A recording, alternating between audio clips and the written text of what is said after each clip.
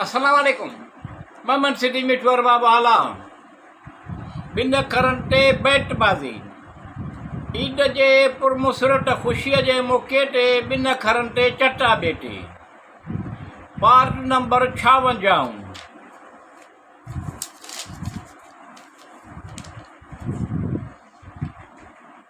जाखोड़ करण पोरियो करण हिते ई साहिबु कंदो, हिते ई नफ़ो फ़ाइदो थींदो त यकीन सां फ़ाइदो बि थींदो। हिते वणंदड़ नज़ारा, हसीन नज़ारा, बाग़ बुस्तान, जियो ख़ुशि आहे त जहान ख़ुशि आहे। तूं ॾिसण सां पेट को नथो भरिजे, खाइण पीअण खां सवाइ नीह निभाइण, ख़ुशहाल थियण तुंहिंजी कुदरत आहे। ही ॻाल्हियूं सिर्फ़ु ॻाल्हियूं ई करणो आहिनि, जे कयूं ॻाल्हियूं उन्हनि जूं ॻाल्हियूं ई थियूं, जिन ॾिनी रोक कम बि उन्हनि जा ई थिया। यादगिरी सजण तुंहिंजी ॾाढी अचे थी, सुहिणा सजण तुंहिंजा हे सुखनि वारा ॾींहं हुया। यार हे ख़ुशीअ सां गुज़ारण इहा यादगिरी ॾाढी पवे थी।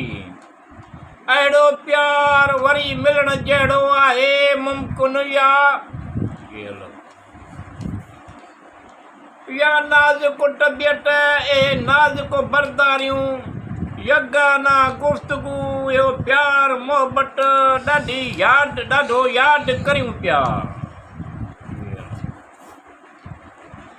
या तुंहिंजो जमाल ॾाढो हो, तुंहिंजो कमाल यको हो, अहिड़ी तुंहिंजी पुठ मुठ ॾाढी यादि करियूं पिया। या तुंहिंजी ओज हुई, तुंहिंजी करण मौज हुई, यकीनी कोन थो अचे, ॾाढी यादि करियूं पिया। या इलाही मिठवटे पाक परवरदिगार करीम करम कर, रहीम रहम कर, यकीनी वारी हालत बेयकीनीअ में तुंहिंजी यादि अचे थी अचे। जीअं जीअं वेझी ईद तीअं तीअं तुंहिंजी यादि अचे थी हुई राति 14 जी मुताबिक़ 16 सेप्टेम्बर 2016 जी आख़िरी चंड ग्रहण हुई साल जी। थी हुई राति 14 जी मुताबिक़ 16 सेप्टेम्बर 2016 जी आख़िरी चंड ग्रहण हुई साल जी। जे कंहिं चयो 9:45 ते, कंहिं चयो 9:55 ते, असां बि टीवी जे पटीअ ते ऐं अख़बार में पढ़ियो हुयो। असां बि चयो त चंड ग्रहण थियो हो, असां बि चऊं छा अॼुकल्ह ऊन्हारे में गर्मीअ जे एयर कंडीशन दुश्मन ऐं सियारे में अॼुकल्ह हीटर दुश्मन सर्दीअ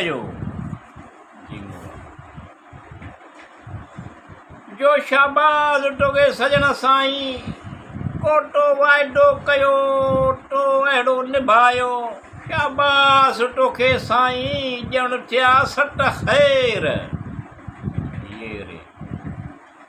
यर कूड़ कुपट न कजे, चयो तो हो करे ॾेखारियो, शाबाज़ तोखे कई बि न सुस्ती थोरी। रीस ॾाढा ख़ुशि असीं सभु थियासीं, शाबाज़ तोखे सारे तुंहिंजूं ॻाल्हियूं। वहिंवार आहे मिठू असां अव्हां जो यादि करे दुआऊं करे पियो, शाबाज़ तव्हांखे साईं, सदाईं ख़ुशि हुजो।